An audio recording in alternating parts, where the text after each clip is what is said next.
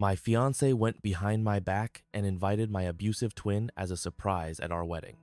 My fiancé went behind my back and invited my violent twin to our wedding as a surprise. My name is Jake, I am 28 years old, and just a few months ago I got engaged to my girlfriend of 3 years, Lisa, who is 26. We were supposed to get married 2 days ago. Before the engagement, Lisa was easygoing, relaxed, and fun to be around. But the second I put that ring on her finger, she turned into someone else controlling, demanding, and stubborn as hell. She did not care what I thought about anything, and it quickly became clear that the wedding was going to be exactly how she wanted it, with no input from me whatsoever. She invited whoever she wanted, even people from my guest list, including old acquaintances I had not spoken to in years. I told her multiple times that I did not want them there. It would just be awkward, but she had made up her mind. She said that everyone who had ever been part of my life needed to be there. Eventually, I just gave up and let her do whatever she wanted, hoping this obsessive, bossy side of her would disappear after the wedding. Lisa had always been a bit of a control freak. That is what my buddy Mark had warned me about before introducing us, but I never thought it was this bad. She had to be in charge of everything at all times. If something did not go her way, she would completely lose it. The last few weeks leading up to the wedding were hell, but I kept my mouth shut because I loved her. Then she did something I could never forgive. A few months ago, while putting together the guest list, Lisa brought up my sister. I was caught off guard because I had already told her very clearly that I had cut off my sister 10 years ago and had not spoken to her since. That was how I wanted it to stay. Lisa had met my family after we had been dating for 6 months, and when she saw the old family photos hanging on the walls, she noticed a girl in them who looked exactly like me. Of course, she asked about her. I had no choice but to tell her about my twin sister, Ashley. Ashley and I were never close. The pictures might make it seem like we were happy kids, always smiling and hugging, but that was just for our parents. Behind the scenes, we could not stand each other. We were not like most siblings who had the usual little fights and made up the next day. We hated each other. Everything between us was a competition, and we were constantly trying to tear each other down. Things only got worse in high school. When we took our college entrance exams, I scored higher than Ashley. She was furious. She refused to speak to me for days, which was perfectly fine by me. I thought, for once, I had finally won. I had no idea that was just the beginning. A few weeks later, college acceptance letters started rolling in. Ashley and I were both straight-A students, so we figured we would get into most of the schools we applied to. My first choice was Yale. Hers was Princeton. I had not even considered applying to Princeton because the last thing I wanted was to end up at the same school as her. But my friends convinced me to apply at the last minute. They said I could not let my decisions be ruled by my rivalry with my sister. I finally gave in and sent the application. I had been loud about not applying to Princeton. I had bragged about it at dinner, rubbed it in Ashley's face. So when I changed my mind and sent in my application, I kept my mouth shut. It would have been too humiliating to backtrack after making such a big deal out of it. Ashley had also sworn she would not apply to Yale, probably just to spite me. I figured she had stuck to her word. In the end, I got into both Princeton and Yale. Ashley got accepted into Columbia, but was rejected by Princeton. She was devastated. She had been talking about Princeton nonstop since our senior year started. I knew she would take it hard, but I had no idea just how bad it would get. I never planned to tell her about my Princeton acceptance. I was not even going to go. There was no point in rubbing salt in the wound. But our parents must have found out somehow. Maybe they checked the mail. That afternoon, my mom threw us a surprise party, complete with cakes, decorated with the names of the colleges we got into. I had no idea. If I had, I might have been able to stop it. Ashley took one look at my cake, saw Princeton written on it, and lost her mind. She called me a liar, said I had never even applied. But the moment she saw the look on my face, she knew the truth. She snapped. She screamed at me saying I had ruined her life, stolen her future, that I had done this on purpose. I tried to explain that I had no idea she would not get in, that I had not meant to hurt her. But after years of bitter competition, she was never going to believe me. Eventually, she ran out of steam and stormed out of the house crying. I stayed in the living room while my parents lectured me, saying they were sick of our constant fighting and that we both needed to grow up. I could not blame them. They had done everything they could to make us get along, but we had just been born enemies. By high school, they had given up and let us be. I decided I would listen to them this time. Maybe Ashley and I would never be close, but we could at least try to be civil. 15 minutes after she left, I went outside to talk to her. Most of the guests had gone home after Ashley's meltdown, and it was already dark. I could not see her anywhere, so I called her name. That is when it happened. Something hard slammed into the back of my head, and I dropped to the ground. The only thing I remember after that was the unbearable pain and my own screams for help before everything went black. The next thing I knew, I was waking up in a hospital room with a splitting headache and a sharp pain shooting through my left wrist. My arm was wrapped up in a thick bandage, and my head felt like someone had taken a hammer to it. As soon as I opened my eyes, my parents were right there, looking at me with a mix of guilt and worry. My mom's hands were shaking, and my dad had this tense look on his face like he had just been waiting for me to wake up so they could drop a bomb on me. That is exactly what they did. They told me that my lunatic sister, Emily, had been lurking outside after her dramatic exit.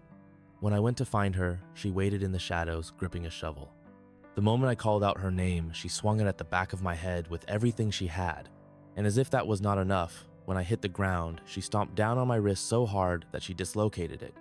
I just stared at my parents, unable to process what they were saying. I knew Emily was unstable. I had known that since we were kids, but this was something else. It was beyond petty fights and stupid competitions. It was something a straight-up psycho would do. Even with all the resentment between us, I could not imagine ever hurting her like that. Not just her, but anybody. The worst part? My parents were begging me not to press charges. They kept saying she was just emotional, that she lost control in the heat of the moment, that she was sorry. They wanted to handle it as a family matter. They wanted me to let it go.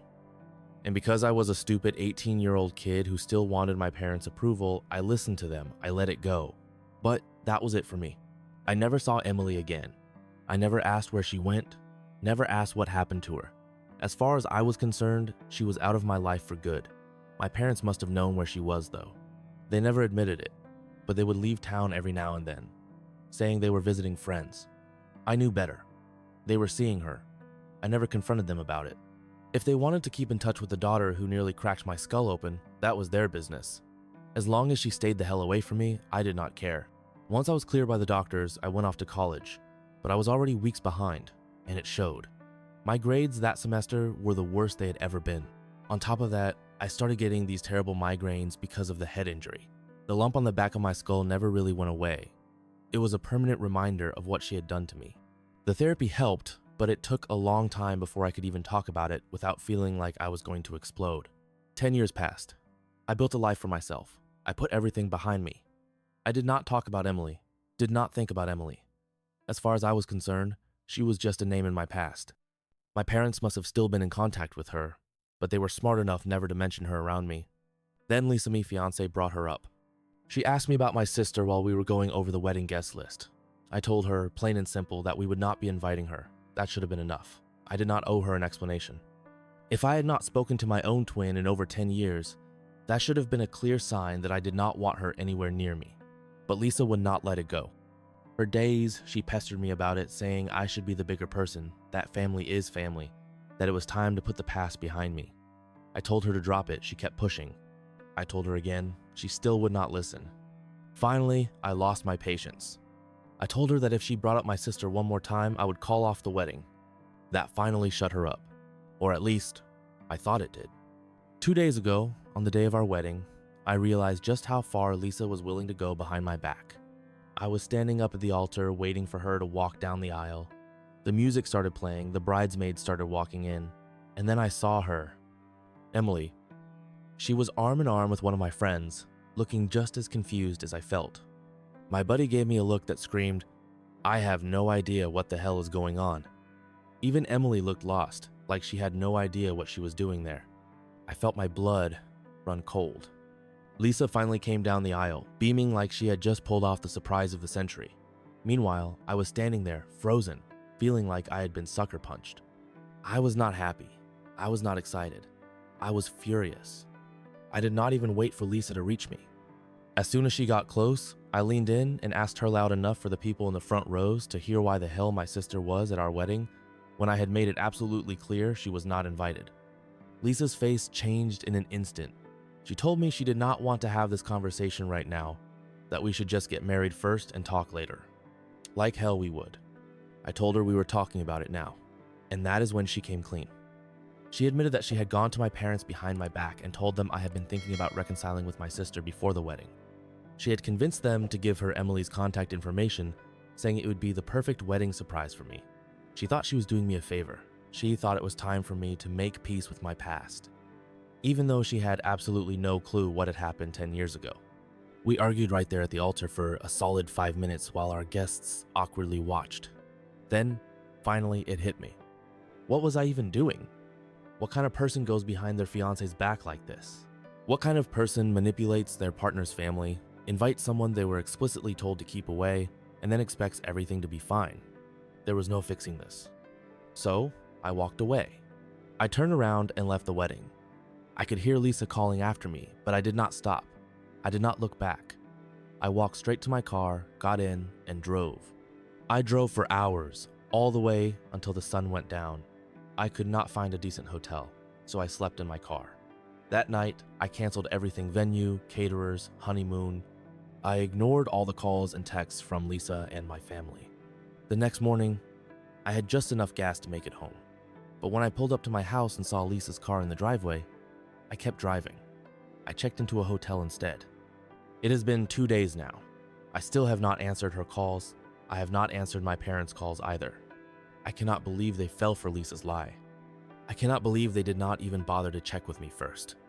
And most of all, I cannot believe Lisa actually thought this was something I would have wanted. She went behind my back, lied to my parents, manipulated everyone, and then acted like she was doing me a favor. She ruined everything, and all she had to do was respect what I said. A few hours ago, Lisa sent me a long, rambling text. She said she had only just learned the full truth about what had happened between me and Emily Strait from my parents after I walked out of the wedding. She apologized for ambushing me like that and admitted she should have listened when I told her I did not want my sister at the wedding.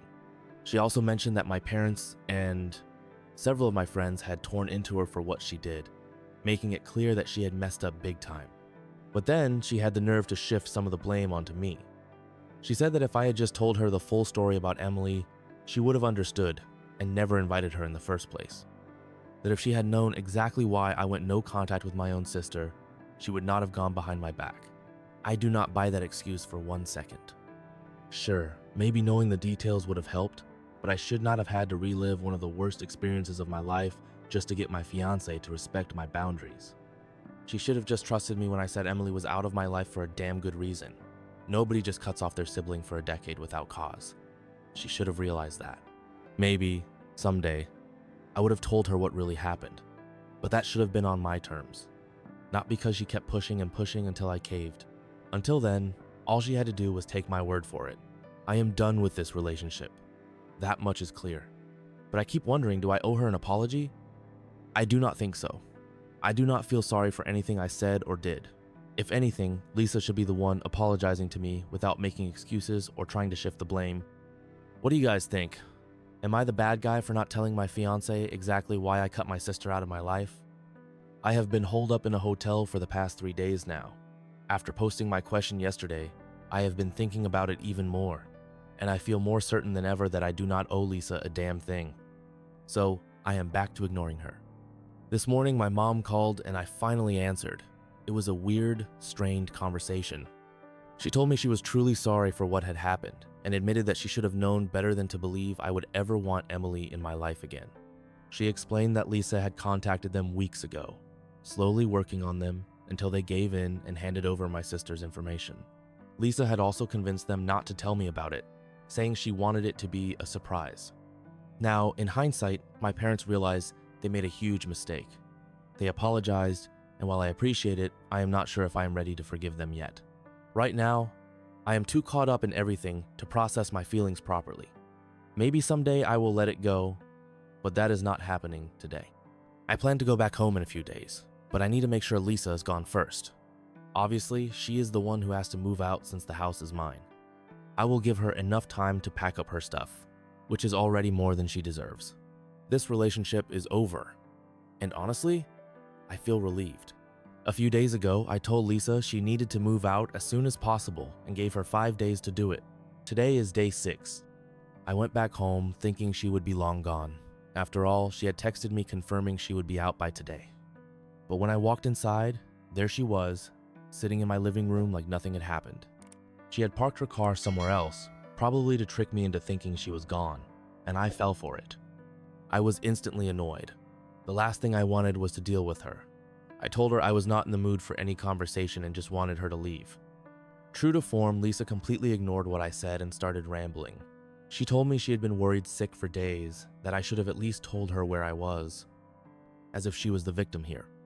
For some reason, she had convinced herself that despite everything she did, we could just pick up where we left off, like nothing had happened, like this was just some silly misunderstanding. When I did not say anything, she doubled down, saying I was the one who had done something wrong by not telling her about my sister in detail. Then she hit me with something that made my blood boil. She actually tried to say that by keeping it from her, I had put her in danger, that she had gone to see Emily without knowing how unstable she was, and I should have warned her. That is when I snapped. I could not believe she had the audacity to twist things around and act like this was my fault. I told her plain and simple, get the hell out of my house, that we were done and there was nothing left to say. She looked stunned, like she could not believe I was serious. I guess she thought if she just talked long enough, I would eventually back down. She tried to argue, her eyes welling up with tears, but I was past the point of caring. I told her to leave, right now, because I could not even stand to look at her. The sound of her voice was driving me insane. I had given her time to move out, and she had wasted it. I think I hit a nerve because she started crying for real then, sobbing right there in my living room. But I was so drained, so completely exhausted by all of this, that I just left her there. I walked into my bedroom, locked the door, and took a nap. When I woke up, it was already dark outside. I stepped out of my room, and Lisa was gone. I know she will come back at some point to take the rest of her things, but for now, I finally have some peace. I can finally breathe. It has been 3 days since she left, but she still does not seem to get the message. She has been calling me every day, non-stop. I refuse to answer. As for my parents, they stopped by yesterday. They apologized over and over, saying they took full responsibility for everything that happened. I finally asked them what Emily had been up to all these years. They told me that after she attacked me, they sent her away to a rehabilitation center for anger issues. She spent several months there, undergoing treatment and therapy. Apparently, her problems were even worse than I had realized. Once she was released, she started college, but she had to live in an apartment by herself. My parents would visit her on weekends. She seemed better after that, more stable. After college, she moved to a small town outside the city and started her own business. She has been living there for the past 7 years. Hearing all this did not change how I felt. She might be better now, but I have spent 10 years trying to heal from what she did to me. I do not know if I can ever fully forgive her. Maybe someday I will reach out. But right now, I just want to move on with my life. My parents told me that after her time in the rehabilitation center, Emily seemed to get her life together. She started working around the same time I did, and for the past 7 years, she has been living just outside the city, running her own business. Apparently, she had built a decent life for herself. Good for her, I guess. Then they dropped another surprise on me. They said that after I walked out of the wedding, Emily realized right away that she was the reason everything had fallen apart. She apologized to my parents on the spot and left without making a scene. That was shocking enough, but then they told me something that completely threw me. Lisa had not even told Emily it was my actual wedding. She had lied. She had told Emily that it was just a rehearsal, something casual, a test run for the big day. That was why my sister had looked so confused walking down the aisle. She had not known it was real. I sat there, taking that in, feeling more exhausted than ever. Then my mom handed me something. A letter. Emily had written it for me and left it with them, hoping they would give it to me if I ever wanted to hear from her again. After they left, I sat alone for a long time before I finally worked up the nerve to open it. I do not even know how to describe what I felt while reading it. For the first time in my life, Emily poured her heart out. She apologized for everything, for how we treated each other as kids, for how she let our rivalry consume her, for the way she resented me instead of just being my sister. And most of all, she apologized for that night, 10 years ago, letting her anger take over, for what she did to me. She told me she had spent years trying to work through what had happened, and she understood that some things could never be undone. She did not ask for forgiveness. She did not even expect it. But she said that if I ever found it in myself to forgive her, she would be ready. she would be waiting. She said that all her life she had thought we were destined to be enemies, but maybe that did not have to be true forever. Maybe, one day, we could just be two people who happened to share the same blood, who had been through hell together and made it out on the other side. Maybe we could be what siblings were supposed to be. I will be honest, I cried reading that, and the truth is, I do not know how I feel. Part of me wants to just shove it all away, like I have been doing for the past decade. But another part of me, maybe a small part, maybe a big one, I do not know yet, wants to believe her. Wants to think that maybe things do not have to stay the way they have always been. I will give myself time. Maybe one day I will be able to let go of all of it and give her the chance to be the person she says she has become. Or maybe I never will. Right now, I just need to focus on myself. The past few months have taken a lot out of me, and I need to start putting myself back together. Honestly, all I am waiting for now is for Lisa to come back and take the rest of her stuff. The second she is gone, I am blocking her from my life for good. I am done with all of this. Done with the drama. Done with the chaos. Just done